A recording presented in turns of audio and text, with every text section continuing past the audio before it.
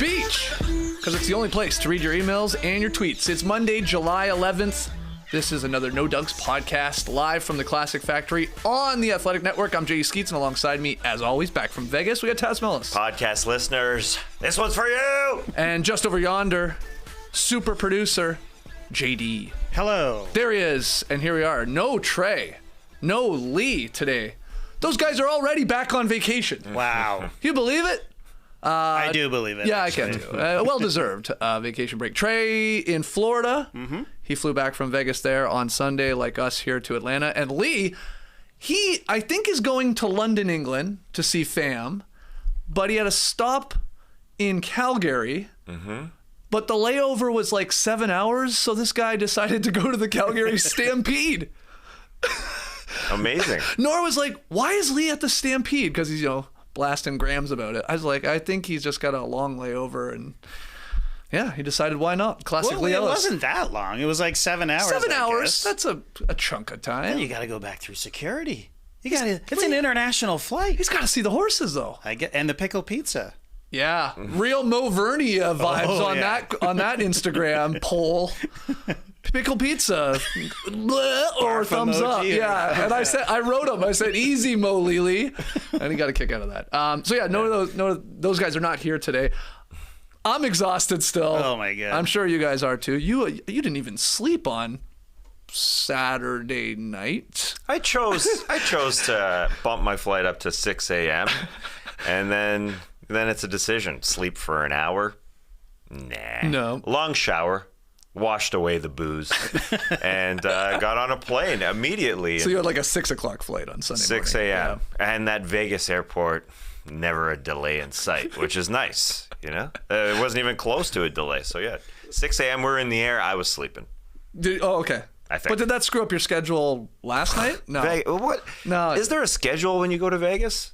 I mean, I still don't know what time it is. My mother-in-law said, "Oh, that's a great flight time, 6 a.m. It's like 9 Eastern." When you're in Vegas, I still don't know what time it is. I mean, it's everything is bright, everything is dark, everything. I don't know when it's light out. I don't know when it's night out. I don't know if I slept for 3 days.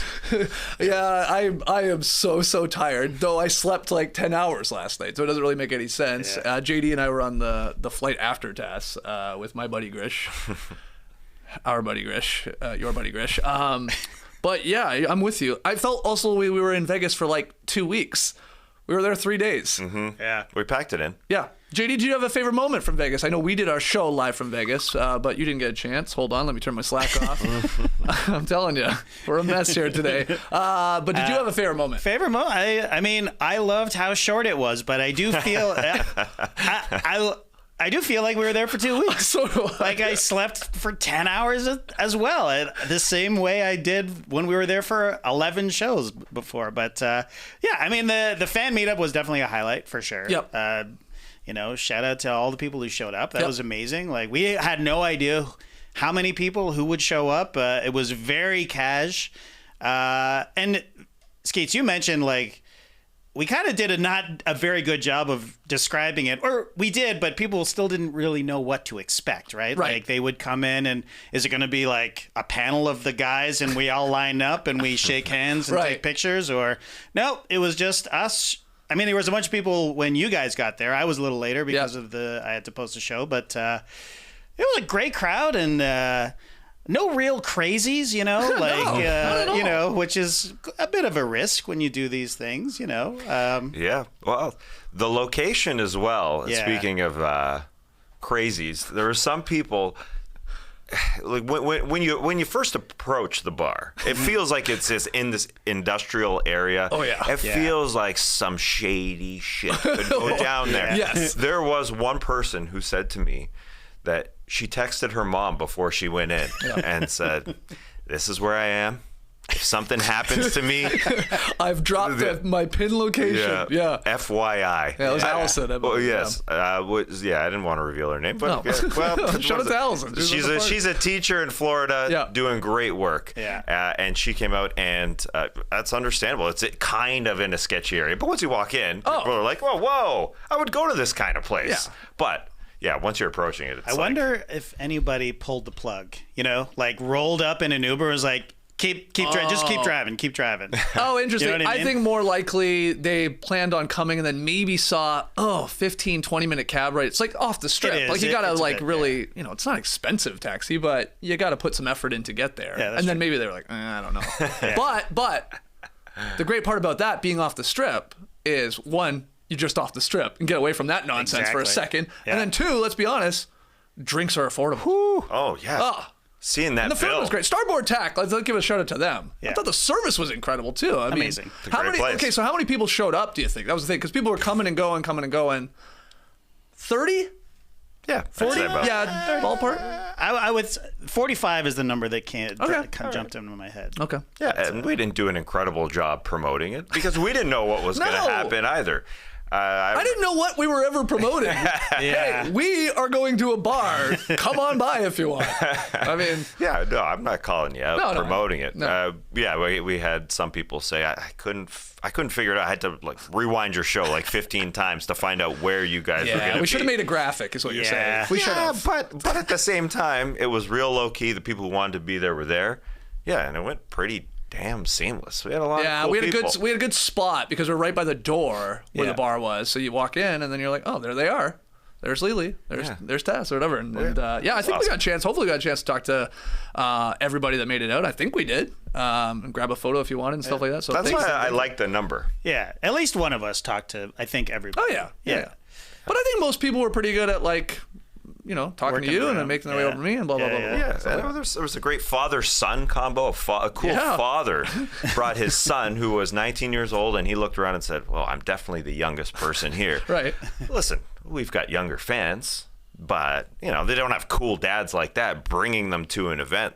And I do think, maybe I'm calling out Starboard Tack, but I think this father brought his son a beer as well. Oh, yeah, cool, man, cool. Cool move. It's a cool move. It's a cool move. It's 19-year-old. 19. It's 19. Drinking age is 19 in Ontario. For Yeah, it us. is dumb. It's dumb. It's dumb. It is dumb. But in Vegas, it might be smart, actually. So that was a lot of fun. Shout out to the stream team. I should say that right now, joining us live here on YouTube. Take a second, like the video, subscribe if you haven't, comment away as you are there in the stream team. Apologies too for the Saturday show not being live on YouTube.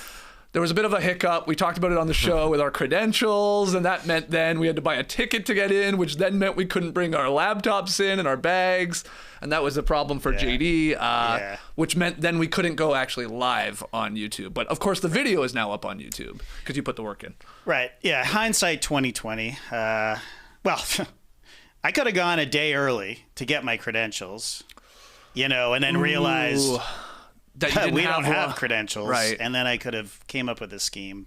So I'm going to take the hit on this one. There's a lot of people above me that I could just throw under the bus right now. I'm not going to do that. But ultimately, I'm taking it's my fault. So apologies.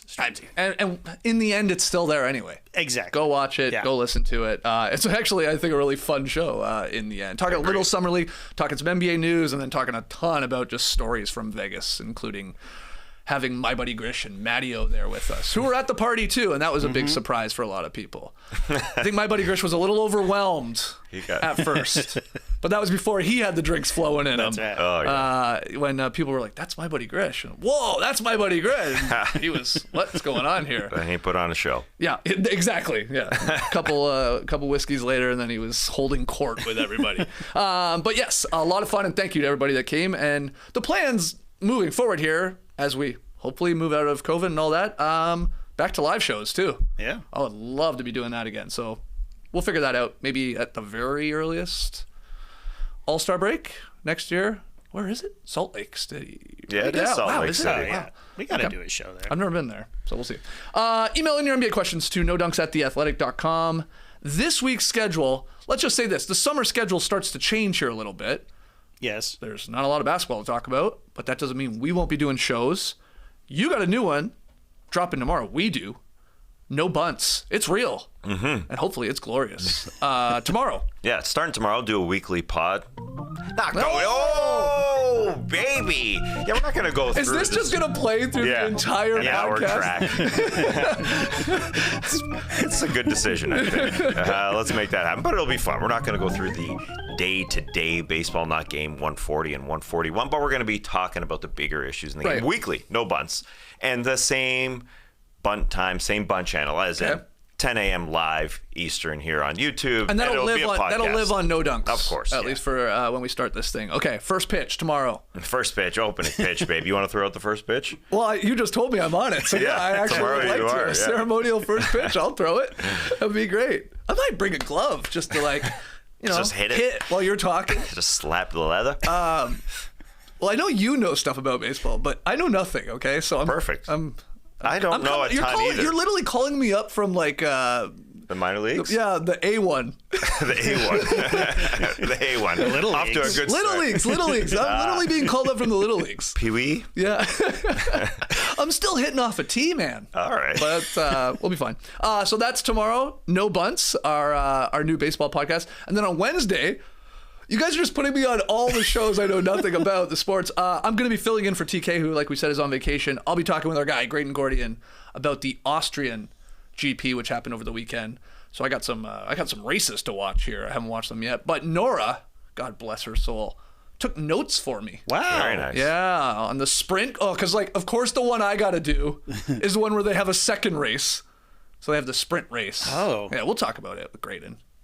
He'll inform me of everything. What does that mean? Yeah, they do it every once in a while. There's it's just to try to get a little more excitement there in terms of qualifying and stuff like that. There's points involved. See, look at me. I know. Listen to you. Yeah, you're prepared. You're vroom. prepared. Definitely don't do this when you drive a car. Don't do that. That's a motorcycle. I know that as well. That's the Vince Carter motorcycle. Yeah, but Nora's helped me out with that. Tried to get her on. I said, "Come on, come on." She just doesn't want to do it. She's like, I don't want to be on camera. He's like, look what you're doing. You don't know anything. And she feels like she doesn't, but she knows 100 times more than most people about this sport, about F1. Yeah. She was just at a race in Montreal last month. Hey, I can only ask so many times. That's true. She doesn't want to do it. She doesn't want to do it, but she's helping out with the notes. So, we'll be doing that on Wednesday. No Breaks has its own podcast feed. You guys know that, its own YouTube feed. So we'll be going around 1 p.m. on Wednesday. With Graydon. Hear from the Classic Factory, hopefully. Correct. So I haven't seen that guy in a while. It'll be great. And then later this week, finally, Thursday, Friday, TBD, but we are going to do a film session on the new Giannis Disney movie, Rise. Hopefully have a guest swinging by for that one as well to talk about it. So if you want to in the next couple days, and you haven't already, go check out Rise, and then we'll break it down. Yeah. JD, you're a little concerned that it's we thought maybe it's a Disney movie. It's probably going to be pretty bad. We'd make fun of it and stuff. Yeah. But the reviews are really, really good for this. So we'll see. It's so much more fun to trash a movie. Exactly. That's my feeling.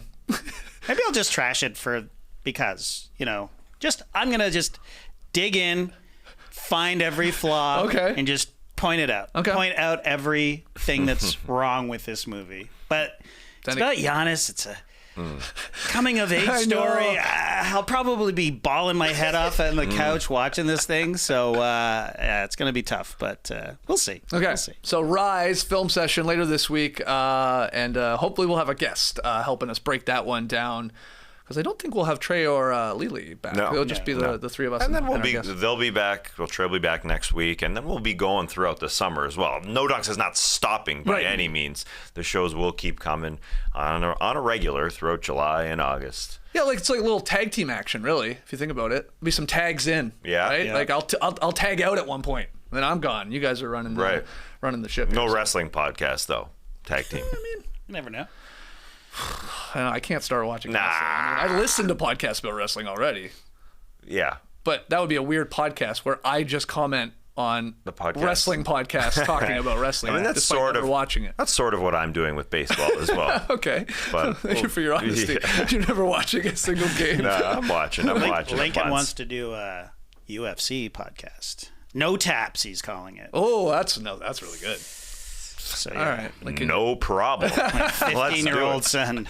Hey, we got a lot of summer hours. That's true. There, so I mean, let's just throw stuff at the wall and see if something sticks. Exactly. You never know. Throw it at the cage. Yeah. Tougher to stick to it, Kate. Well, Is I it? guess you hook onto it by accident. Let's get into the questions Yes. here. Okay, first one. Hi, No Dunks crew, longtime listener slash watcher since your first episode as the starters. First time question submitter, though. I'm an avid Bulls fan, and so when 36-year-old Goran Dragic signed on, I checked to see if he was the oldest player on the roster. But much to my surprise, he is nowhere close to being the oldest player listed. That honor rests comfortably in the hands of the Bulls' newest draft pick, Dalen Terry, who is listed as being, and I think we have a photo here, 122 years old on NBA.com. There it is. If you're watching here on YouTube, he's listed as 122. He's quite old. His birth date seemed to screw up, seemed to break the database, because his birth date is January 01, 1900, and that's why he's 122. I see. We'll have to get Cute Steve on that. Fix that over there at NBA.com. Almost as old as me. Yeah, well, yeah, Lee's age. So with Terry's historic age here of 122 and the Bulls' latest addition, it got me thinking, who is the oldest player to make the most impact on a new team? And that's from Malik H. An oldie making a big impact. Right. I went with Marc Gasol. Okay. 2019. Okay. Yep. He was 34 years of age, the February trade deadline when the Raps acquired him, and then he became the starting center on a championship team mere months later. And I remember sitting at the NBA TV desk contemplating, is this the right move? Getting Marc Gasol, who's going to be, again, he's 34, putting him in there, you trade, from, if you zoom out, Jonas Valanciunas, who was the big part going back, a guy who's 7 years younger, but this move worked out absolutely perfectly. Not so much the stats when it comes to Marc Gasol, but the lack of stats on the other side in one particular series, that playoff run, right. Round number 2 against Joel Embiid. He was phenomenal against Joel Embiid. He's such a good defender, and especially against really big guys. Embiid was 17.6 points in that series, only 37% shooting from the floor, and he took about 4 threes a game, which I think speaks to how good Embiid was. Yeah. I think I did or how good Gasol was. Yeah, I think I did a trivia question once back on Who Wants Some Trivia. Who knows? Hey. Maybe that'll be back this summer. That, like, in terms of 7-footers in one playoff run, Marc Gasol actually had the record for most three-pointers made in one playoff run, the entirety of it all. Wow. Because he hit a lot. Yeah. It helped that he went to the finals, of course, won the championship and stuff like that. Wow. Yeah. That's phenomenal. Yeah. I know not a It's lot like of Channing Frye. Yeah. You would think is Dirk. But yeah. Isn't that wild? But Dirk didn't do it. No. I mean, he was shooting a lot of twos. Yeah. People think Dirk's just a three-point shooter. But there's not a huge wild. list of 7-footers that hit a lot of threes, and that's why Karl Anthony Towns can call himself the best shooter in the world. But anyways, so I didn't even realize the offensive impact. To be honest, I didn't even look at that. It was the defensive impact, being able to slow Embiid in a series that obviously went down to the wire, the wires of wires, with Kawhi Leonard hitting that shot. And it feels kind of weird that good a defensive player is out of the league now, even talking about Marc Gasol. But maybe he was in the NBA at the perfect time. We usually say, this guy's would have been better in that era. But Marc Gasol came around at a perfect time where bigs mattered defensively, so you could start hitting three-point shots. But now you kind of have to be extremely nimble to play at the 5 spot. Yeah. Now, he would still be good if he was in his prime. But that's the one for me. And Embiid has some great numbers in that series in terms of plus minus and all that when he was on the court and off the court. And he was sick at times, but I think Marc Gasol also made him sick because he was phenomenal. Oh, yeah. That's a great answer. We'll throw that one at everybody in the stream team, everybody listening later. Like an old guy that came to a team and made a positive impact, either like in winning series or in Marc Gasol's case, winning the title and then getting to chug a bunch of wine on the parade bus. Yeah. Which is big impact there. Big impact there. All right, let's move it on to our next one. I don't want to start this the way the emailer started it, but I'll do it anyway. Hi, Stinky Dinkies. Okay. I have a question. Considering the fantastic playoff performance by Andrew Wiggins and the decent performance from Klay Thompson, which one would you rather keep if you could only keep one? That's love from Sweden in an email from Armand. Okay. Now, I got to say, Klay was very good in the playoffs. He was. Yeah. I got the numbers for you. Yeah, go ahead. Because I think looking back, people would say, he was average. But Okay. he was good. Now, I'll be honest. When I first saw this question that you put in, Tass, I was like, this is the dumbest question I've ever heard. That was my immediate gut reaction. Nice. Klay Thompson or Andrew Wiggins? Are you kidding me? And I've always been a huge Klay Thompson fan. Even pre-championship days there, Klay on the Warriors. Remember there was the whole trade Klay for Kevin Love and all that? You can go back. You can check the tape. I said, don't do that. It's a dumb move. You should stick with Klay. So I'm saying this because I'm a huge Klay fan, and I was like, wow, this is ridiculous. But you do a little deeper dive, and you compare the ages of them. Yeah. Obviously, Klay coming back from injury. Wiggins, getting better and improving, and especially defensively and committing to that end of the floor. Then it becomes like, if you can only keep one at this point, who would the Warriors pick if they were forced into that situation? Because Klay 32, Wiggins 27 as we go into here. So, okay, that's a pretty big difference. I mean, Wiggins really is... It feels like Andrew Wiggins has been playing for 2 decades now, but he's like entering his prime, which is weird to say. Klay, like I said, coming off the injury, he only played 32 regular season games, though he played in the playoffs, and he did play well. Wiggins, though, that guy's like an Iron Man. All he does is play. 73 regular season games. Of course, didn't miss really a playoff game as well, just like Klay. Klay averaged 20 points per game. This is a regular season. 43, 38, 90 splits. Wiggins averaged 17 points per game, 47, 39. So he shot the ball better from 3 in the regular season than Klay. And then 63 at the line. That's the one area of Andrew Wiggins' game where he still struggles. He can't hit a free throw to save his life. But then you take in the defense, and Andrew Wiggins at this point of his career, he's a better defender than Klay, who was coming off injury. Yeah. And Klay was an underrated defender. I mean, everybody's just like, oh, yeah, he's a splash brother. All he does is hit threes. But he was instrumental in a lot of those championships. Oh, yeah. With his job defending usually one of the better perimeter players on the other team. But, I mean, I say all of that to say I'm like really torn now. I don't know which way to go because I think Klay is still one of those such a special player. And yeah, Wiggins got a lot of the buzz in the postseason because it was like, well, look at this guy rebound, look at these huge dunks, like these big plays. But you look at Klay's run, like he had still 30-point games, 25-plus point games. He was always good for like one a series, it felt like. Which is, man, if that can win you that game of that particular, that can obviously help you go on to win the series. Like he had a big game against the Nuggets. He had a big game against the Mavs. He had the 25-point. He had a good game against the Celtics, came in a loss, and then he had one against the Grizzlies, of course. Where he hits those 7-8 threes, and it's like a game changer. Like that's just like you already got Curry, now you got this guy hitting 7 or 8 threes. It's like, oh my God, how do you stop that? But then the other side of that is the defense from Wiggins and just how important he was at slowing some of the guys down. I don't know. I don't know how to answer this because I feel like it should be Wiggins, but like I can't do that to my guy Klay. So I think if I'm just saying next season alone, and he's hopefully going to be more healthy, I'm going to still go Klay for 1 year. I don't think you're wrong. Okay. But I'm going to do it. I'm going to take Wiggins. It doesn't feel right. I totally agree with you. And Klay had a good playoff run. It wasn't exceptional, but he did have a big game here, big game there. And if you look at the numbers, he scored more than Wiggins. Yep. He averaged 19 in the playoffs. Wiggy, as much press as he got, was 16 and a half.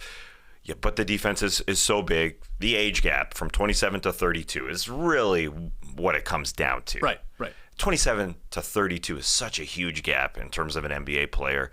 How many more good seasons does Klay have left? Now, the Warriors have done such a good job of bridging the olds with the new. They've got Moses Moody in the wings. They've got Jonathan Kuminga in the wings. So maybe you could say they've got a Wiggins replacement coming down the pike anyways. But I think Wiggins' skill set might be a little bit more important than Klay's skill set for the next couple of years for the Warriors because he gets after it on the boards. He nearly led this team in rebounding in the postseason, just behind Kevon Looney, their starting center. And they don't have a lot coming down the pike in terms of bigs. James Wiseman got his run there at Summer League. Maybe he could be a big, but they're way more thin at the big man position. And so his skill set might be a little bit more important to this team because, as you said, he's the best defender on this squad when it comes down to it, which is, man, that's an odd thing to say. Hold on. Draymond Green. Sorry. I say that. I mean like a guy who can really guard on the perimeter Draymond Green is their heart and soul defensively, but a guy who can really take somebody on the perimeter, who's a real wing. I mean, Draymond will do that as well, but with Iguodala getting old and Klay now getting older, Livingston gone, like they don't have one guy. Now Moses Moody again, Kuminga again could be guys that can supplement that, but as you said, it feels like Wiggins played forever. It's only 8 seasons. He is an Iron Man. Mm-hmm. He really plays night in and night out. Yeah, I think it's Wiggins, which feels stupid to say. I mean, Chigs in the stream team, they literally just won a championship with Wiggins being more valuable, and he's younger. He's saying, "Why? Don't overthink this." Yeah, I guess more valuable. When you look at the stats, Klay was good, but yeah, on both ends. I guess more valuable is true, I guess. Yeah, I just love having the option of a guy. I think, like, how do you game plan for the guys? Like, he's the second greatest shooter possibly of all time. Mm-hmm. We got to worry about the first guy. But then this guy, he's almost a lock every 5 or 6 games, it feels like, to hit 7 or 8 threes. That's Klay. Like, I mean, look, he'll miss his first couple, and then he's going to keep shooting. Like, he ain't going to change, but that's fine because he's convinced the next one's going in, and we should all as well because he's that great. But that's just like Wiggins, man, consistently was awesome during this playoff run. And the work he did on the glass, like you said, just being a big guy for this team, was huge. Like, he bumped up his rebounds per game. Like, it skyrocketed to like whatever he did in the postseason, probably 7.5 or 8 or something like that. 7.5. Yeah. So that's awesome, and that's important to win a championship. But like, there's something, Klay is just special to me like that. Where it again, if it's just 1 game, 2 games in a series, that's. See, I argue that's more oddly valuable in some weird way. And Klay, again, let's give him the benefit of the doubt. He's coming off 2 years out of the league. He comes back, and the guy's still like basically a 20-point per game scorer. Like that. Mm-hmm. Come on. Like, that's something. So now if we move into a full season where he's got the whole offseason to still recover, and, it's not like he's going to like fall out of love with the game. Like, all he does is want to shoot the basketball. He's like Lee Ellis. So, yeah, I'm still going Klay. That's fine. That's acceptable. And there is something to be said for Klay's gravity, like you said. You still have to guard him out there. They did allow Wiggins to be open, of the teams that I'm talking about that were playing against him. So that is different. Wiggins got open because they have Curry and because they have Klay. Klay was still being guarded with one guy trailing and all that. And Wiggins was sort of the third scorer. But, then you go back and you say, well, Jordan Poole's coming along. Can he be a little more Klay-like? And I'm not sure you can replace what Wiggins did. It was a special run, special problems to have for this Golden State Warriors team. Absolutely right. That's a fun one. Good question there. All right, next one. What's up, JD and the straight shots? I was recently pondering how JD, through no desire of his own, has to listen to thousands of hours of NBA discussion and content every year as the esteemed producer of No Dunks. I started thinking that he might actually know more about the NBA than some casual fans, despite not being a fan himself. So my question is, if JD has ever been in a situation where someone was talking hoops and he realized he knew more than them. Cheers and thanks for the laughs. That's from Marcus in SoCal. Well, it happened this weekend, actually. Oh, boy. I was hoping you were going to have a story. Yeah. On the elevator at, where were we staying? Mandalay Bay. Mandalay Bay, yeah. Where were we staying? We were there yesterday. I know, but we never left except to go to Starboard Tech, really. It's easy to forget where you are. I brought home a notepad and a pen from Mandalay Bay for each of my kids, and it says Mandalay Bay on them. So I remember it's distinctly in my brain. That was their gift. Wow, so smart. They like it. They like it a lot, of course. Thank you, Daddy. So I was on the elevator, and this guy is talking to his buddy. He was still under the impression that John Wall was on the Wizards. Wow, that's And I was like, well, I didn't say anything. I should have piped up, but I verified this morning, but I thought, I'm pretty sure he just signed with the Clippers, and before that, he was on the Rockets. But right. But this poor guy, he's like, Beal just signed this deal, and when Wall comes back, just watch it. Like we're going all the way, and I was just like, oh, this poor bastard. But I didn't know for sure, so I didn't say anything. I should have piped up and at least said, he's not on the Wizards. I know that 100% for sure. So there's that. And there was also one of Jackson's friends. He's constantly sending Jackson highlights of LaMelo Ball with goat under it. And so when he hangs around here a lot, and then I heard him talking about it. I'm like, just pump the brakes there, Lawan. He's great. He's a very exciting young player. Absolutely. But it's a little early to say he's the GOAT. Like, you know what I'm saying? Yeah, like, but he's that's that age difference. Right. I saw the Instagram highlights. Oh, totally. And then fell in love with them. Might be the Instagram goat. Maybe. It might be Mikey. Who'll be coming soon. Who's Mikey? You're old. Mikey? Wait, maybe. He's like Teenage phenom? I have just somebody on the stream team tell me if he just committed to a college. Yeah. He's like he is the Instagram star player. Maybe I've seen him. Yeah. Wow. He was, or at least I know of. I'm sure there's one even below him that's coming up next. But yeah, Mikey, that's good. That's a good nickname. Yeah, I think he has that Instagram handle. That's impressive. Oh, just straight up Mikey. Yeah, I think so. Oh right, God, fact check me, everybody. But I think so. It's just like LaMelo, right? LaMelo has. Oh no, what is his? Mello? I know Amir Blumenfeld has a mirror. Yeah, he wants to sell it to Amir Coffee, who reached out to him about getting it. Wow. And so I think Amir told him, "You sign your first big deal, and then we could talk." Amazing. So Amir's calling the shots. Amir Blumenfeld. He's the one in control. The power. He's got the handle. He's like, "How bad do you want at Amir for your Instagram account?" 100,000 will do it. You think? I think so. Is that? I had some conversation with Amir. I mean, I could pull it up on my phone, but yeah, I did ask, what price range are we talking about? Wow. I think he wanted 6 digits. Yeah, I think that's worth it. So I agree. For Amir. Coffee. Oh. Right. Yeah. I'll tell you what he's not getting. I'll tell you what he's not getting at Coffee. Well, no. But it's spelled differently. Yeah, but Paul Coffey's got that.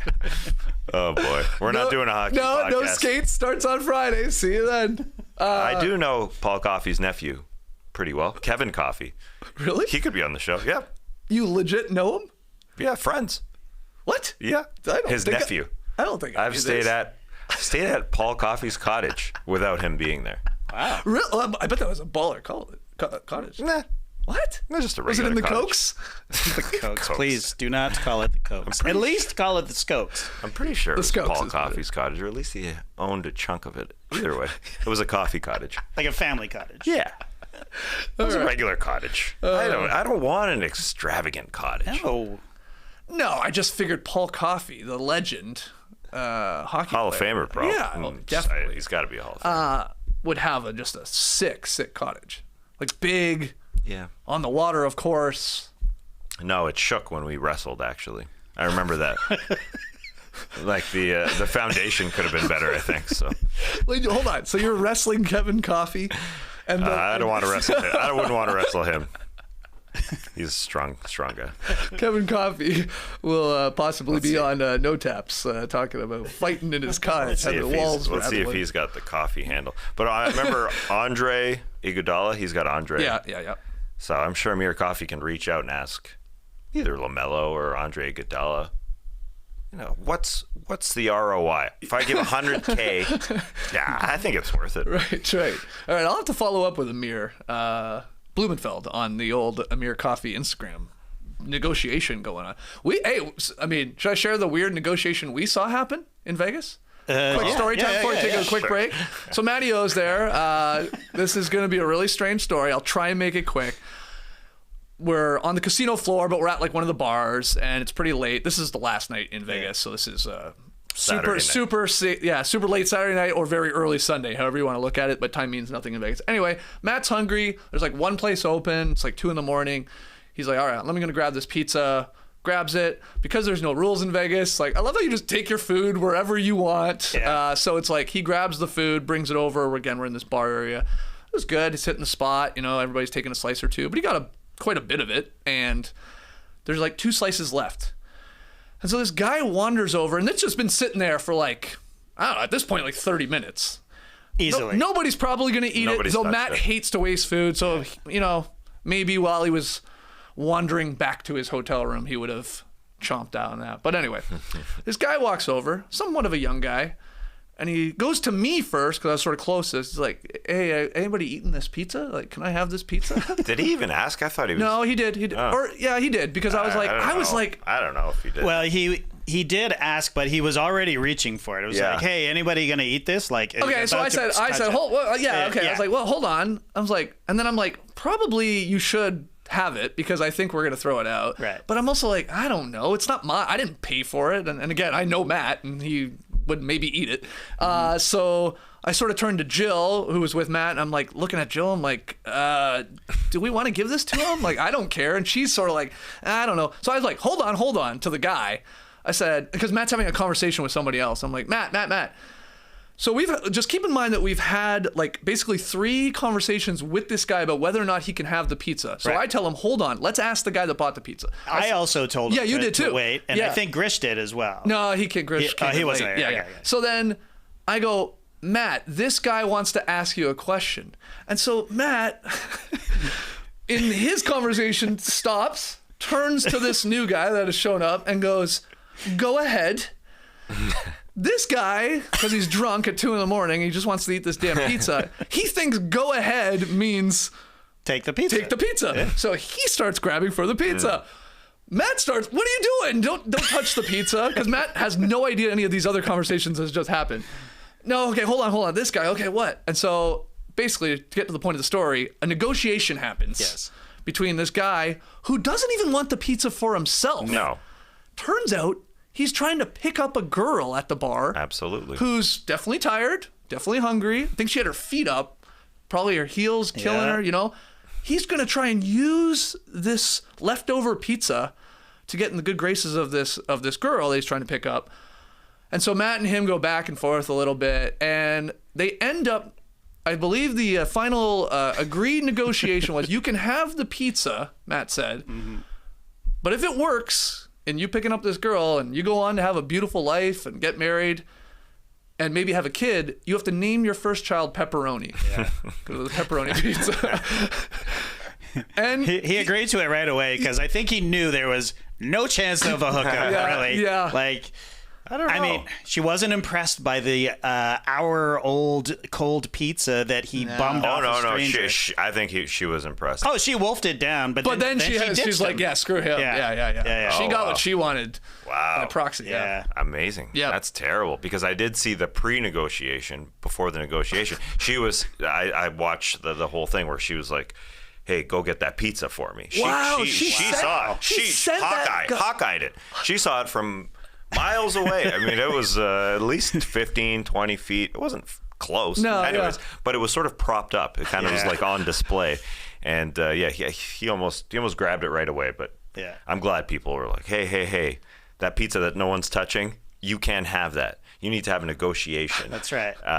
You got to work for it. But I will say that Matt, as soon as he realized that it wasn't his girlfriend, it was somebody he was trying to hook up with, he relented right away. He was like, okay, you can. Matt, it would have been a different negotiation if that was his wife.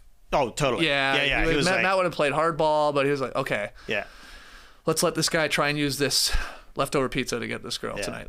But didn't work. I did see at one point, like, she saluted with the pizza over to our table.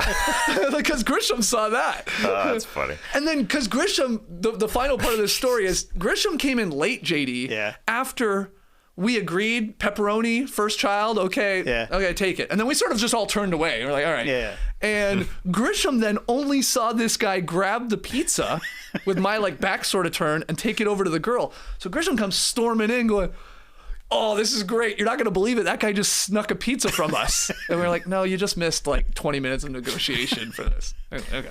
Having a Roni. Maybe a cool story, bro, on all of that, but it's Vegas. Yeah, sure. Why not? Fine. Okay, let's take our first break. When we come back, a bunch of other questions from you guys. Don't go anywhere. This is the time of year my Helix mattress pays off, when it's blazing out. And I sleep hot, so this works out well, because I just came back from a few sweaty 100-degree days in Vegas to hot Atlanta, and that first sleep on my Helix mattress, oh, God, yeah. That Helix mattress that is designed to keep the body cool made me feel so great. My alarm woke me up, and the first time since Vegas, when we were waking up every 5 minutes, it just felt so good. I slept so well. Helix Sleep has a quiz that takes just 2 minutes to complete and matches your body type and sleep preferences to the perfect mattress for you, like my Midnight Luxe model. Why would you buy a mattress made for someone else? With Helix, you're getting a mattress that you know will be perfect for the way you sleep, like if you're a hot boy like me. They've got soft, medium, and firm mattresses great for spine alignment to prevent morning aches and pains, and even a Helix Plus mattress for plus-sized sleepers. So, if you're looking for a mattress, you take the quiz, you order the mattress that you're matched to, and the mattress comes right to your door, shipped for free. You don't ever need to go to a mattress store again. The home delivery was so easy. And you get to try it out for 100 nights, risk-free. They'll even pick it up for you if you don't love it, but you will, as we have here in the No Dunks office. Helix even has financing options and flexible payment plans, so a great night's sleep is never far away. 12,000 five-star reviews, the #1 best overall pick by GQ and Wired magazine in 2020. They do it all. Helix is offering up to $200 off all mattress orders and 2 free pillows for our listeners at helixsleep.com/nodunks. You know how in Vegas, like, if you got money, you can do anything? Yes. And they want to, like, generally upsell you on everything as well? Do you think maybe we're headed towards, like, a hotel, let's say Mandalay Bay, going, for another $500 a night, we'll get a Helix in here, in your room, customized to you, hot boy, however you want it. I can set you up with a Midnight Luxe. That actually doesn't sound even that far-fetched to me in Vegas. Like, you could, Not at all. right. But I don't know if that's a thing. They should just put Helix mattresses in all of the rooms. Yeah, but isn't that the issue? The Helix is so customized to one person. That's why I'm thinking. It's like, hey, I'm coming to Vegas in 2 weeks. I'm a baller. I want a customized Helix mattress. Yeah. Okay, name your price? I'll name my first child Pepperoni. I'll name my first child Helix. Helix. Sort of cool name. It's not a bad name. Not bad at all. Okay, anyway. Yeah, speaking of Helix, I couldn't get off my Helix mattress this morning because we had a very long... You never sleep more than 4 hours in Vegas, right? Never. At all. So I was struggling this morning, but one of the advantages of living here at the Classic Factory is that I can just come down to our fridge down here in the garage and open it up, and this bad boy was staring me right in the face. Starbucks Baya energy drink, crafted from caffeine naturally found in coffee fruit, as well as antioxidant vitamin C. Are they saying that vitamin C is an antioxidant, or an antioxidant version of vitamin C? Because I've never heard of vitamin C being an antioxidant. Anyways, it's good for you. Anyways, I it's don't know, in your but body. I'll tell you what I'm going to do. I'm going to get up right now while you continue to do this ad read. I'm going to walk over to that fridge, and I'm going to grab myself one of those. Do it. I'll pop into your frame in a second.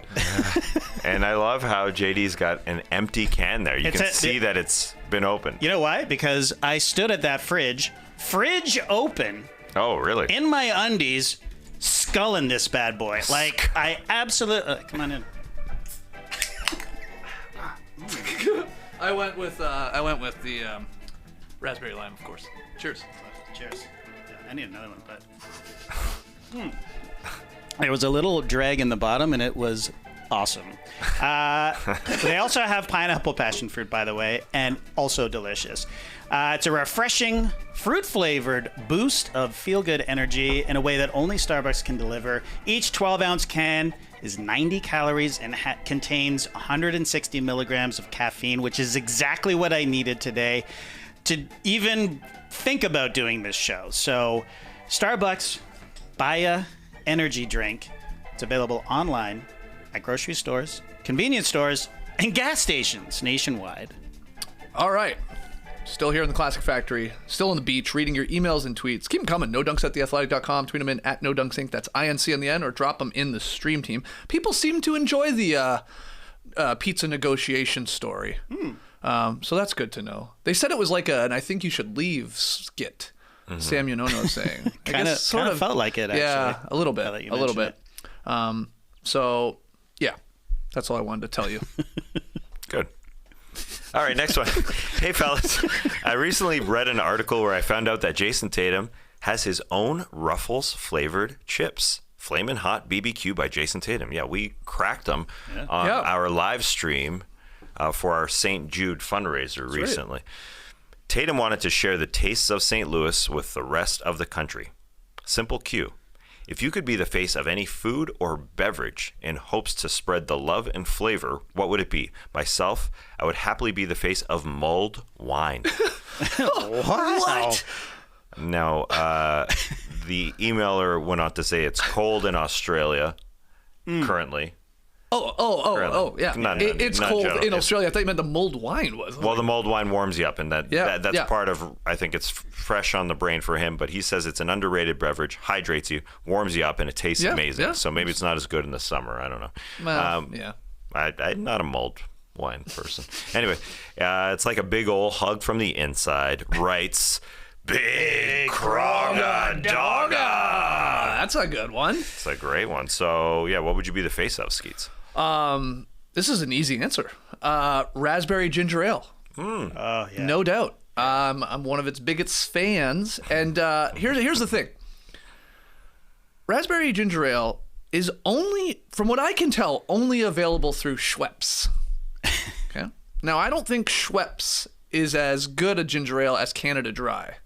Personal preference. I agree with that. So I'm sort of just shocked that Canada Dry doesn't have raspberry ginger ale, because I was checking their website. It's actually a really nice website for a beverage, and these are the Canada Dry ginger ale flavors. Okay. Obviously the original. Now they have one, I've never seen it, ginger ale and lemonade. Okay. Mm-hmm. They have a zero sugar ginger ale. They have a bold ginger ale. Haven't tried that. It's caffeine free. Sort of like a old looking can. Like it's, you don't see the colors like, what is that, brown and mustard yellow. Okay, so there's that. There's cranberry ginger ale. Now that's what I think people, they might think that's raspberry. Right. You see it, it sort of looks like it, but it's cranberry. It's also delicious. And then there's I believe it's a blackberry ginger ale. They have all these berries, but they don't have the raspberry. Though, in doing the research, there's something similar to that ginger ale and lemonade where there's a ginger ale and raspberry lemonade. I haven't tried it yet, but I don't know why we just don't have a Canada Dry raspberry ginger ale. Yeah. It doesn't make sense if you have all these and your competition has one. Lean into it. I think there was one at once upon a time. Like I swear to God, I can picture it in my convenience store, Cambria Quick Stop. Shout out to the Smythes. Con Smythe. His name was Con Smythe. You know that story. Wow. I don't know that story. Yeah, well, they bought it. I went to school with Blair Smythe. Yeah. And his dad's name was Con Smythe, which is obviously the hockey trophy, is it, or some sort? The best playoff performer. Is that what it is? Yeah, wins the Con Smythe. Yeah. But his name just happened to be Con. Just happened to be Con. CONN? Like wow. Yep. Like the fruiterer? Yes, that's right. That's right. Anyway, and I remember the Cambria Quick Stop. I ended up working there for a little bit too. I remember them having it, and then it just went away. I thought they brought it around like during the holidays. Yeah, that's what I thought. And then too. That made sense, and it would go away. But then they just like, maybe more people were buying the cranberry. I don't know. But anyway, I want to be the face of raspberry ginger ale for Canada Dry specifically. Holler at me. Is it possible that they made the raspberry? Yes.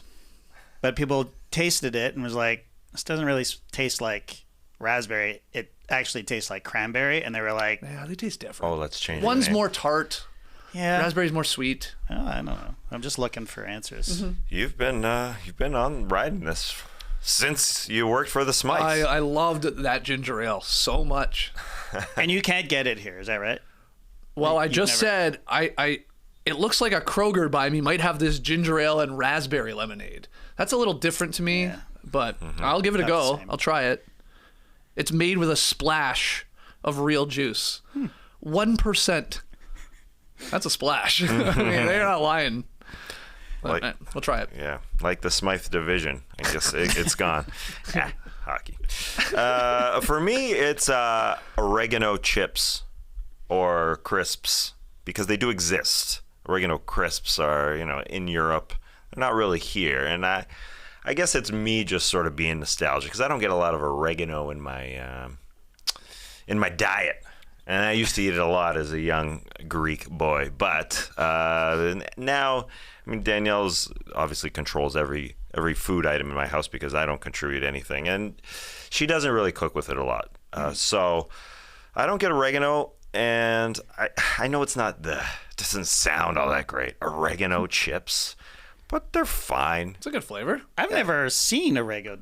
Like, it's specifically oregano brand, like flavored, like Hostess chips or whatever. Yeah, they have Lay's has some, and other brands too. Yeah, just oregano. It sounds like a real European chip because they don't eat chips like us fatty North Americans do. So they don't eat as many crisps and chips. So it's it's not a high priority for them. I don't think they really go all out to create good chips. I don't think is what I'm trying to say. I agree with that, Dave. The flavors are not as good in know what Europe you- than hold they on, are. you know what it is? You're wrong about that. Yeah. If you go to Great Britain, the chip flavors are amazing. Like dill and something else, like dill and like brie cheese or whatever. They have more exotic roasted chicken dinner. Okay. It's like Willy Wonka style. It's like a meal on a chip. Right. Yeah, because they eat fewer of them. Do they, though? I don't know. Okay. I mean, if you're talking about the continent, yes, I agree with you. Yeah. But Great Britain, love their I think crisps. really, like, you're not... I don't know. Why would I say this? But if I walked into a supermarket in London, is there going to be an entire aisle of chips? Good question. Crisps? Mm-hmm. Maybe. But here, you walk into any grocery store here, there's a whole entire aisle. That's true. Think about that. That's a lot of chips. Yeah. I mean, I know for sure that you go to a local Sainsbury's in London and they have an entire aisle of like confections of of chocolate. Yeah. Cadbury's chocolate, Mars bars. They love that stuff. So they got a big sweet they like the tooth sweet over maybe there. a little bit more than the salt. Yeah. For stereotyping. Yeah. Let's stereotype. Yes. Yeah, there's some stereotyping going on for sure. With me as well, saying they don't have as good as flavors because I'm just not used to a lot of those flavors. Sure. And listen, I'd like to be open to them, but I know I'm being a little xenophobic. But hey, here. you're also answering the question, like, if they're popular somewhere else in the world, but we got to get them going here. Got to get them then going. They need a face on that bag of chips, and why not yours? I got to beat Giannis to the punch. Yeah, right. Because that'll happen one day. Yeah. JD, do you have an answer to this one? I do have an answer, but I'm reluctant to say it because I wouldn't want my face to hurt the brand. You know what I mean? Like, with apologies to Starbucks, buy an energy drink that I just tried to sell here on the show. But it's Guinness. Everybody knows I love Guinness. Yep. It's my favorite beer. It's good for you, as they say. Some Not when you antioxidants. drink it the way I drink it, but they used to give it. I don't know if they still do this in Biden, Ireland. They used to give it to pregnant women in the hospital. Yeah. So I don't think they still do that. I don't think they do either. No. But it is the best beverage in the world, and I don't want my face associated with it because I don't want it to go out of business, and hurt the brand or anything like that. Your face is better than a toucan bird or whatever. What do they got? Yeah, true, but that's a cartoon. Yeah. I feel like they would look at me and go, "Ugh, is that what Guinness does to a person?" You know what I mean? Like a little bit draggled sometimes, a bit of a mess is what I'm saying. And yeah, Guinness doesn't need that. They need like a clean-cut, sexy person to represent. You think the it's brand. the best beverage in the world? Name one that's better. I guess I love a Guinness, but I will say the problem with a Guinness, and we've talked about this before, is I'm not as into drinking it in the summer because it's a cold weather beverage to me. Yeah, but that's all in your head. Because if guess you're maybe. given a frosty, delicious Guinness on a patio. I know, it sounds weird. doesn't seem like it doesn't it'll sound, work. when it's coming out of my mouth, it doesn't sound right. And I also will rarely order a Guinness on a summer's day, like in the afternoon. But God damn it, it's the best beverage in the world. It's perfect. It's perfect. People are saying the best beverage in the world is water. Okay, yes, obviously. But guess what? There's water in Guinness, Yeah, okay? yeah. Good point. Well, that's what makes water the best. It's almost in all of them. Exactly. Yeah. Yeah. All right. Name a beverage that water isn't in. Oh, gotcha. There Doesn't isn't one. exist. It doesn't exist. Damn. It's the best. All right, next one here. If you thought that was dumb, wait till you get to this one. My sister and I were having a dumb conversation about Gary Payton's two sons, Gary Payton II and Gary Payton Jr. But it quickly became a heated debate, so I need your opinion on this issue. If Gary II had a son and named him after himself, would he be Gary the Third, like Gary I? Mm-hmm. Or would he be Gary the Second Jr.? Or how about Gary the Second? Same goes for his brother Gary Jr. Same problem, right? Or what do you do? Don't get me started on the grandkids for these two. Hope you're all well after the long season. That is from our friend, longtime listener of the show, Jeshua. So yeah, let's stick with Gary Payton II, the double I. If he wants to do what his father did, like, obviously naming him after himself, well, which way is he going here? Is he 2 squared? Is it the third? What do you go with? A complicated question, which I don't know if we're gonna go. I think you should leave /Seinfeld on this one. I think it's simple. It's Gary Payton III. Okay. Triple I. Yeah. Okay. Triple I. Triple Roman numeral. Yeah. It's like a Super Bowl. Yes, he's a Super Bowl. Done. And yeah, it gets even more complicated if you're going to the junior side. Yeah. Gary Payton Jr. names a child. This is the answer, though.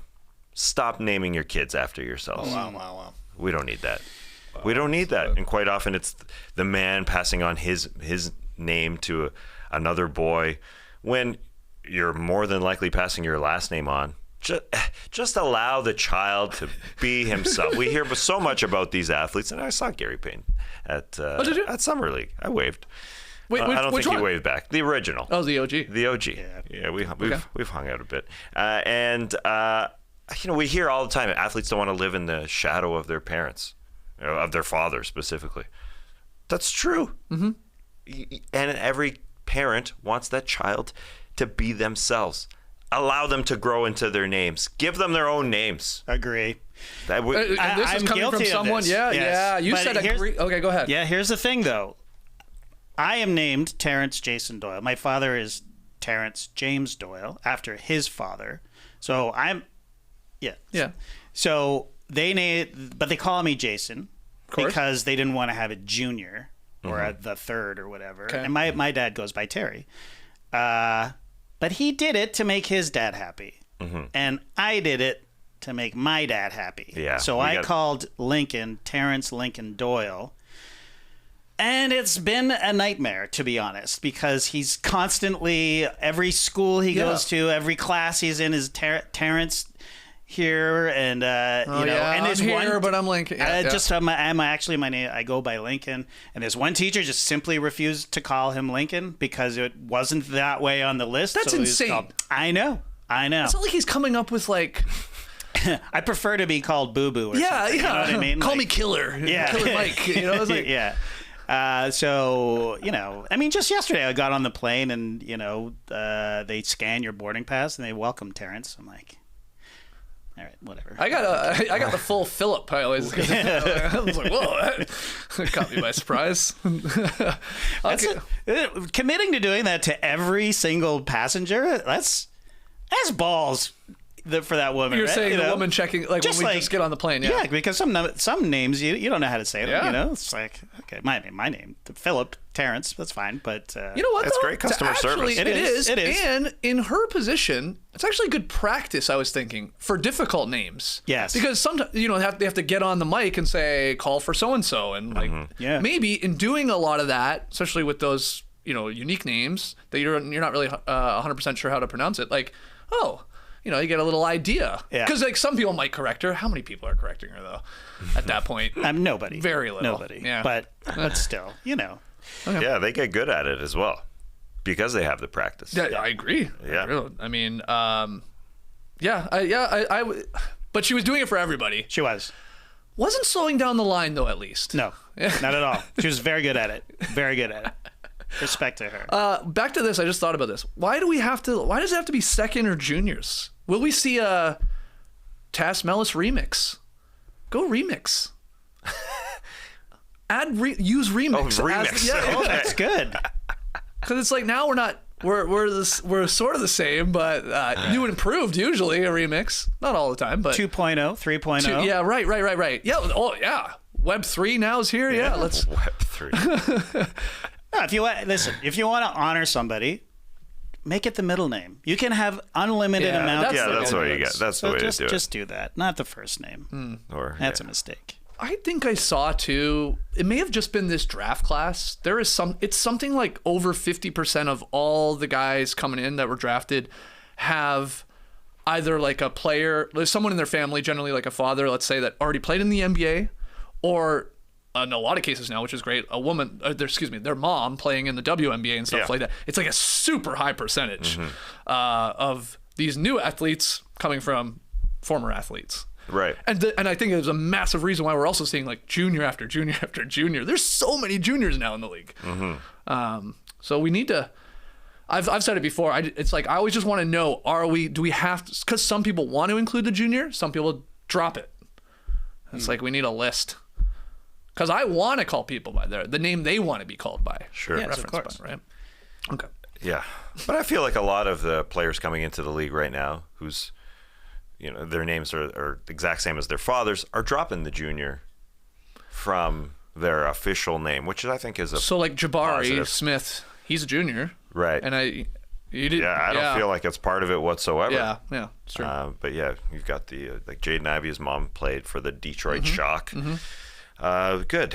Glad we got through that. Anyway, hey Dunkaroos, a few weeks back I was having a Friday night in, and I figured I would drop some acid. Wow. Holy crap! Wow. That took a turn. It did, yeah. What? I was contemplating including this one, but I guess I did. Jesus. Yeah. It's Friday night. Yeah. Okay. Yeah, but hold on. Let me add this part. A few weeks back, I was having a Friday night in, and I figured I would drop some acid. I had laying around. Oh my God! Hey man, have a Starbucks buy energy next time. Jeez. You might not want to have that lying around. Anyway, now at the best of times, I have a contentious relationship with my digestive system, but this time I figured the acid would make me forget all about it. Wow. Take a Tums. Boy, was I wrong.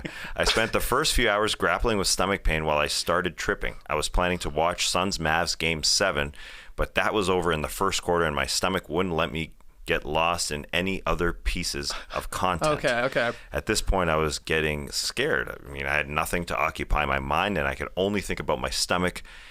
I knew a dark trip could lay ahead, especially as I still live with my parents, and you don't want that lying around. You live with your parents, and I definitely did not want to interact with them, so I was stuck in my room. That's when I decided to find any content that would direct my focus away from my stomach. Long story short, I ended up rewatching Fast Friends 5 to 9. Not in that order. Oh my God! Wow. 5, 6, 7. That's 5 movies, right? That's 12 hours of content. Yeah, probably at least. And it turned my trip around. I was laughing for hours and totally forgot about my stomach. However, I no longer can confirm nor deny what any of you guys really look like. So the question is, what is a piece of content that has saved you from a stressful or unpleasant situation? Turn up, love you guys, awesome. That's from Neil. P.S. I am saving FF1-4 for my for next the next trip. time I feel like doing acid. He saved it. Saved that one. Wow. Neil, damn it, man. Try it. You know what? Buy an energy drink, yes. Yeah.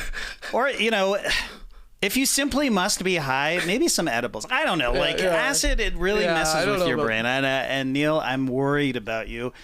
Also flattered that you chose Fast Friends to guide you through what could have been a bad trip. Yeah, I'm glad we helped. Yes.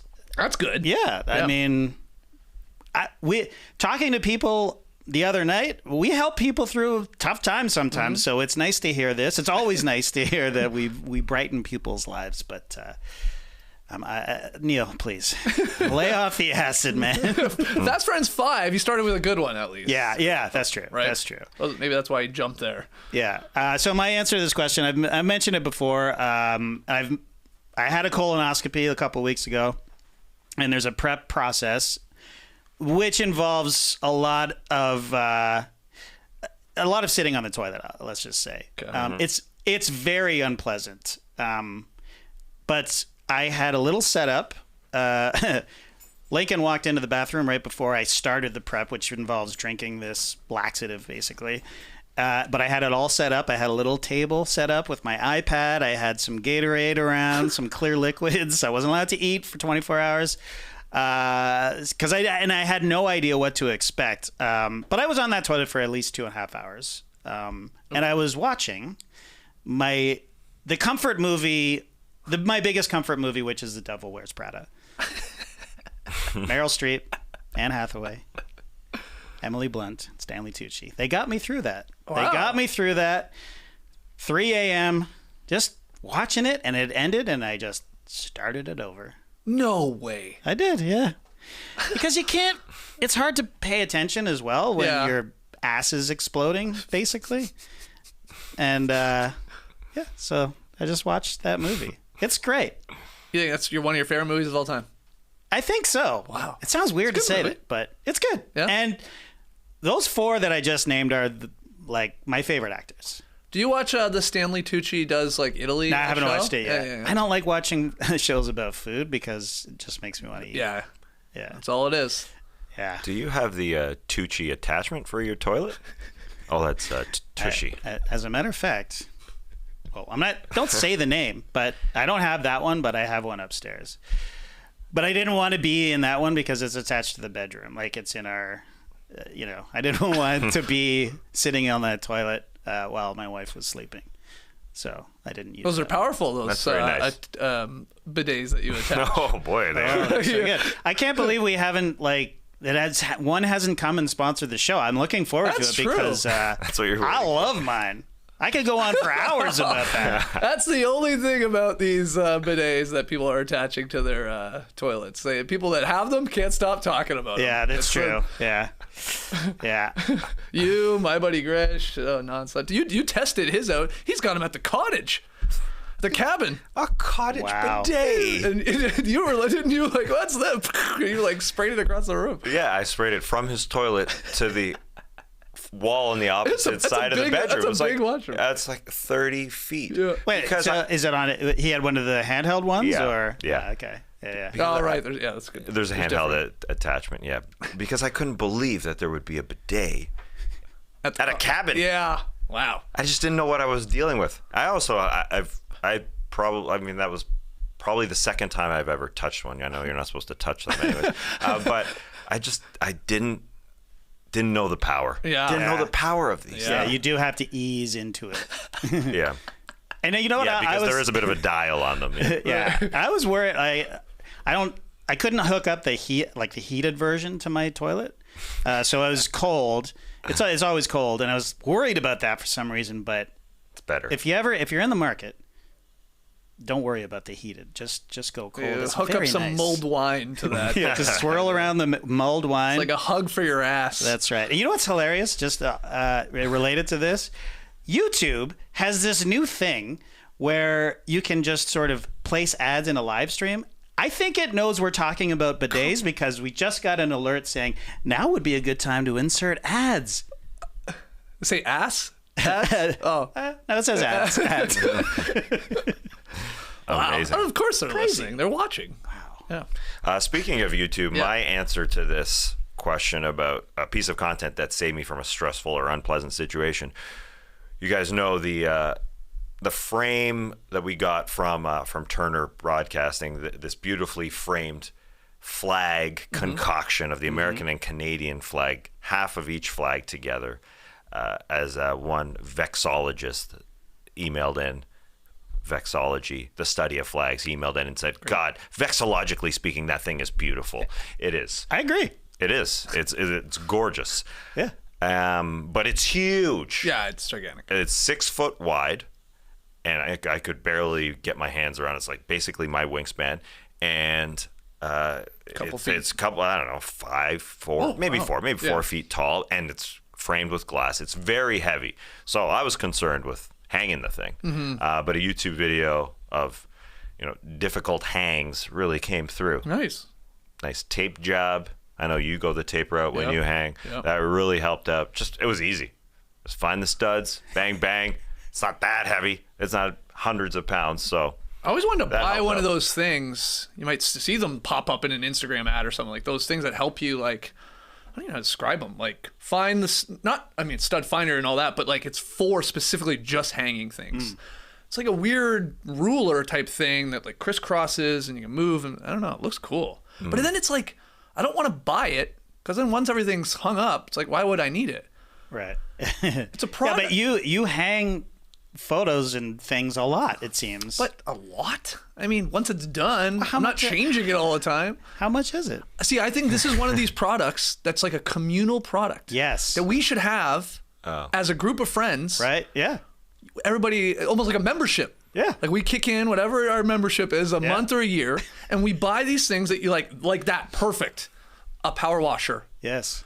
These things that like you don't use all that often. Yeah. But everybody needs them. Share them. And we just share them. It's a great idea. Yeah. not bad. There's something there. Love it. Does that thing exist? Is that a real thing already? All right, those are great answers. I don't really even have a good answer for this one, but let's hear from everybody out there. Piece of content saved you from a stressful or unpleasant situation. Let's take one more break, and when we come back, we got another great question.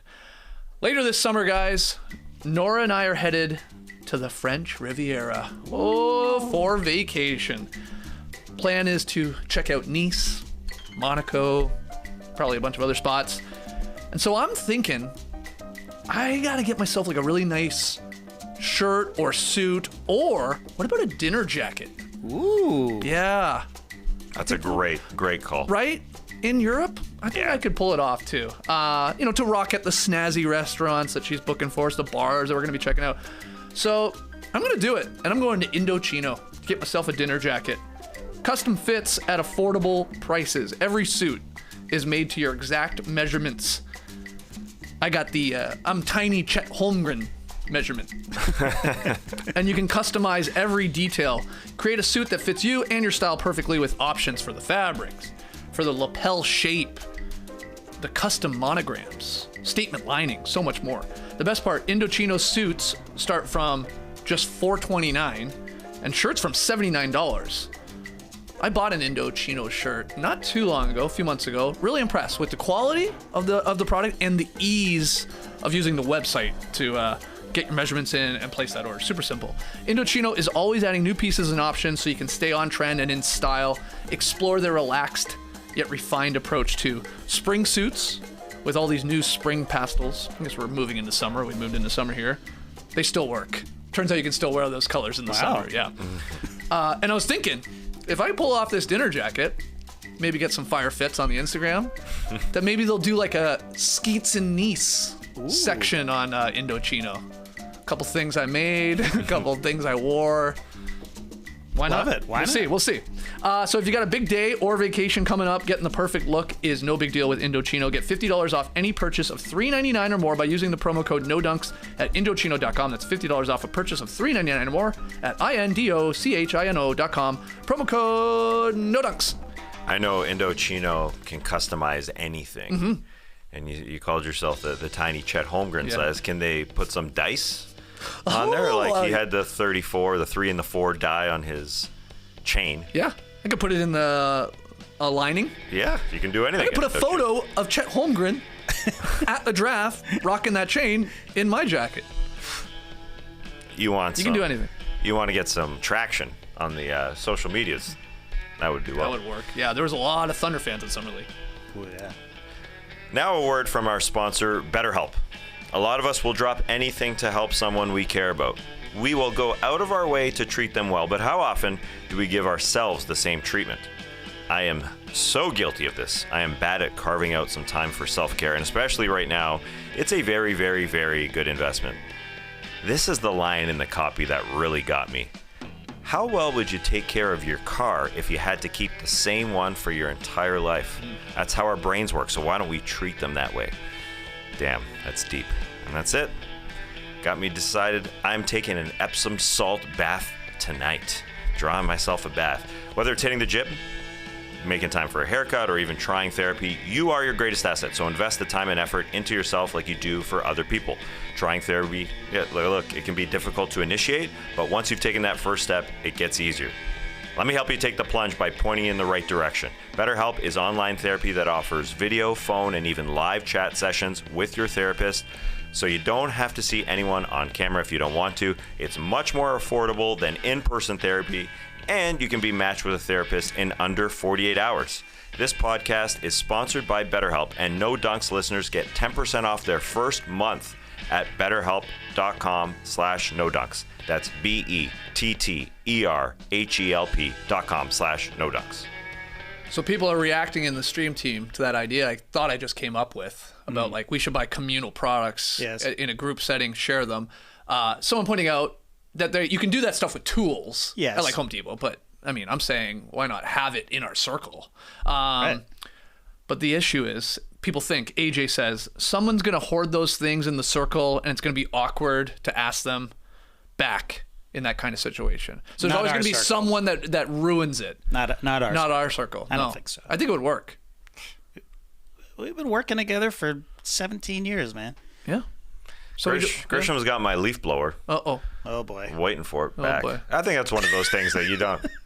It is one of the, like, it's nice to have anytime you want to, but I never use it. But it's nice to have every once in a blue moon. He uses it all the time. He really does. I could see him using that. Yeah.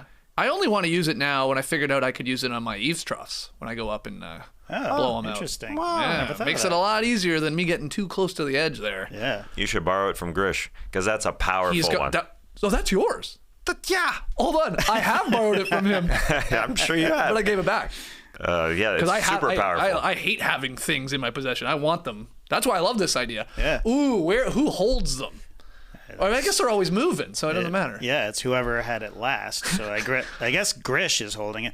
If you need to ask to borrow a leaf blower, I have one, so you can borrow. No, but that's mine. Powerful though.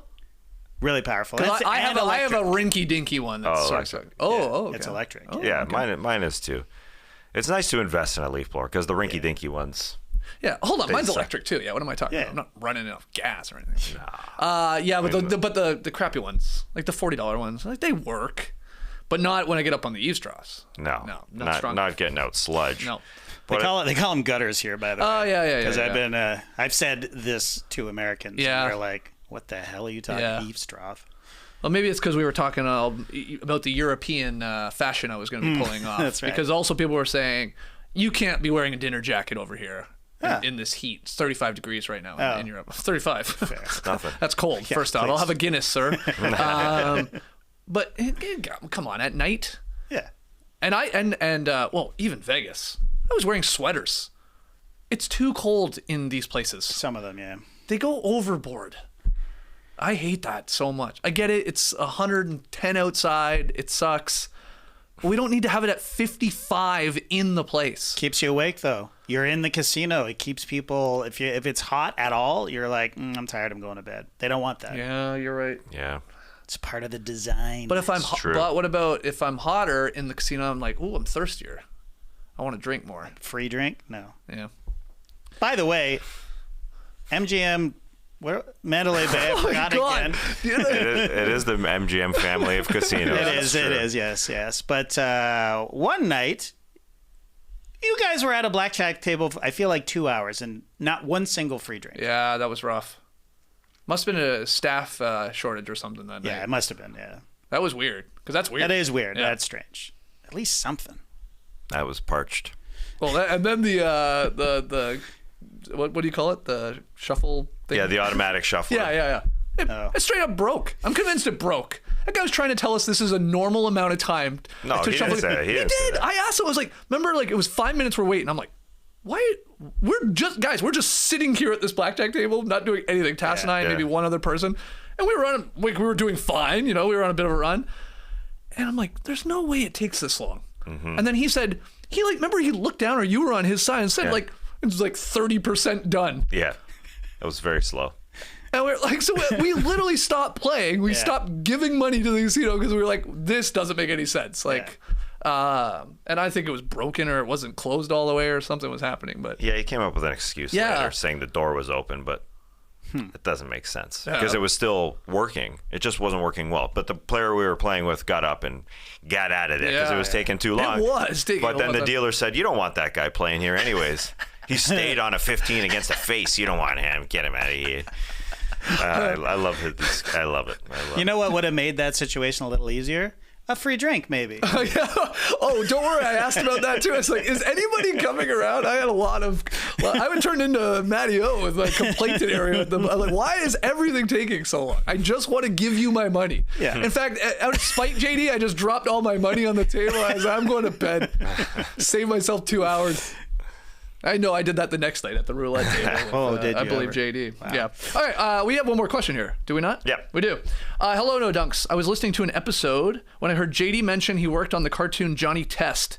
As someone who grew up watching that show, I want to know more about what JD did for it and why.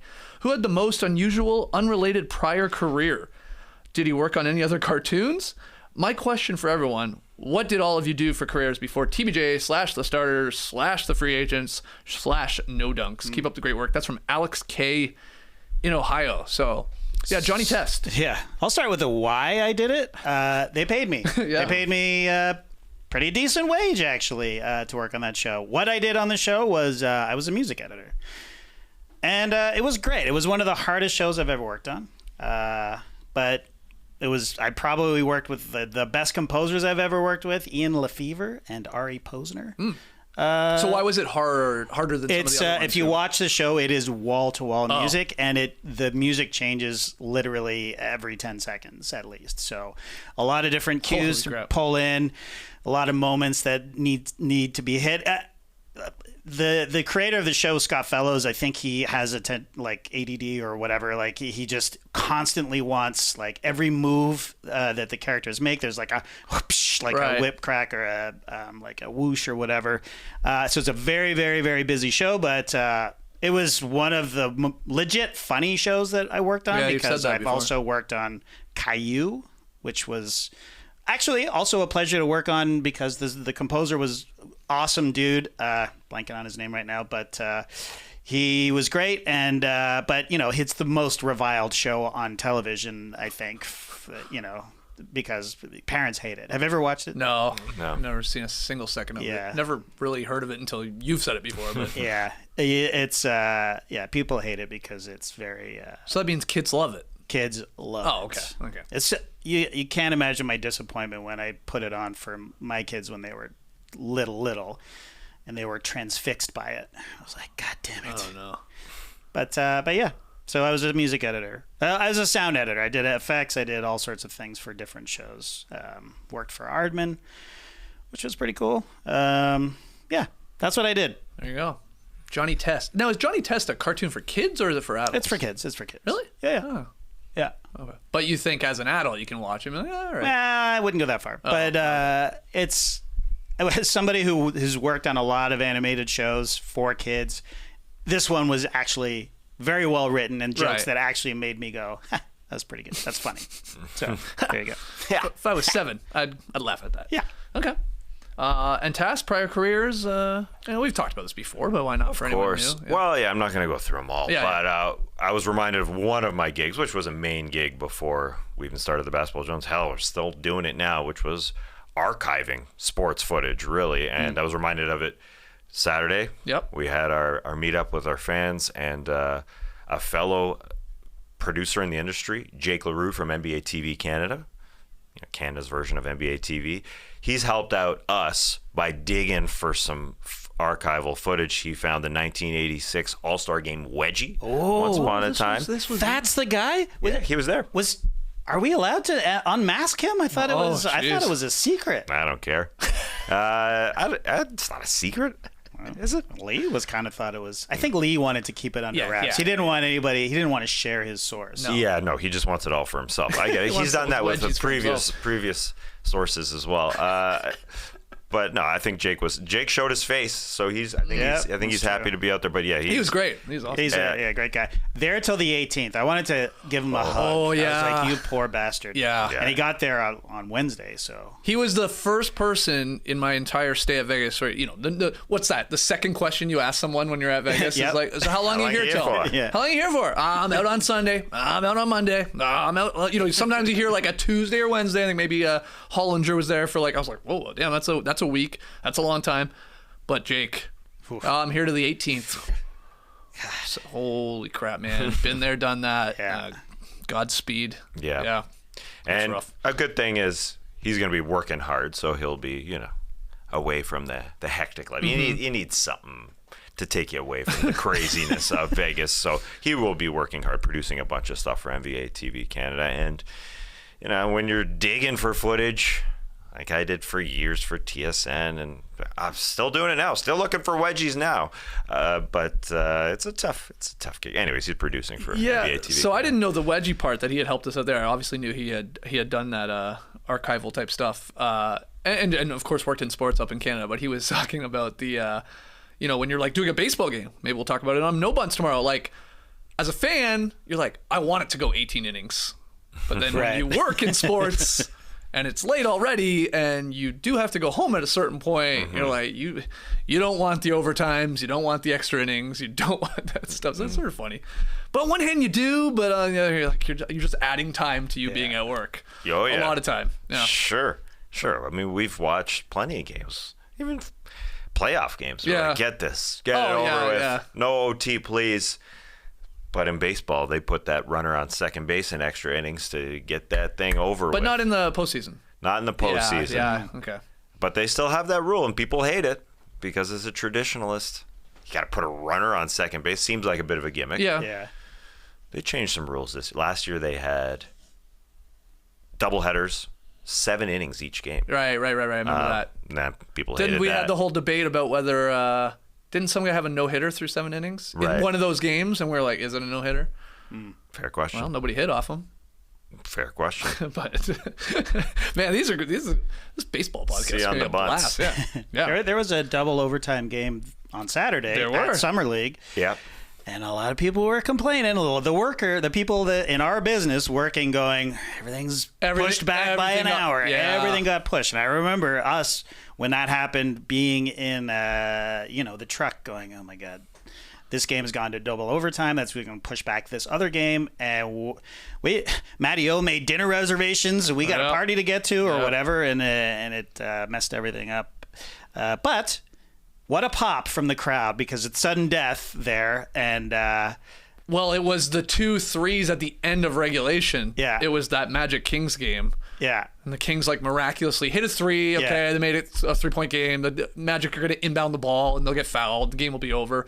But they got the steal, pandemonium. Reggie Miller, 8 points in 9 seconds. And then, hit another 3. That was I've never heard it. That was maybe the loudest pop I've ever heard at Summer League. Totally. The crowd went nuts. Yeah. I mean, and rightfully so. And then it went into overtime, and then they went to sudden death overtime. Yeah. Crazy. Yeah.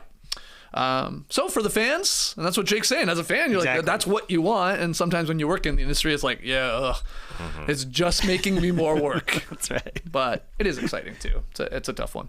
Thanks again to everybody that came out there to our little meetup in Vegas. Let's call it there. I can't believe we did 90 minutes on a bunch of fun random questions. We appreciate them. Keep them coming. NoDunks@theathletic.com. Tweet them in at NoDunksInc. We are back right here, tomorrow for the first ever episode of No Bunts. Talking about a little baseball. I'm actually excited to sit here with you because I know really nothing about what's going on in the league. So I'm going to have a lot of questions. Hope I have some answers. You will. No bunts tomorrow here on the No Dunks feed. On Wednesday, 1 p.m. Eastern, we'll be having our episode of No Breaks, breaking down the F1 race with Graydon Gordon. I'll be filling in for TK on that one. And then later in the week, we told you, watch Rise, the Giannis Disney movie. So you can join us later in the week as we break that down. It's on Disney Plus, yeah? Yeah, I would assume so. Yeah, it's got to be.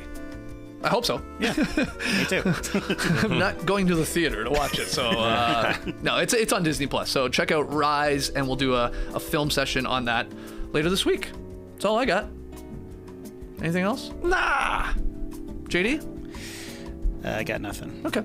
Perfect. Thanks to the stream team for joining us live. If you're a podcast listener, leave your boys 5-star rating and review. Until tomorrow, Clipper Bros. You heard it here first. Have a great time. Turn up. Love you guys. Awesome. Thanks for joining us. And remember, well, I've got nothing left, as I just said 10 seconds ago. So that's it. Brace the day, people.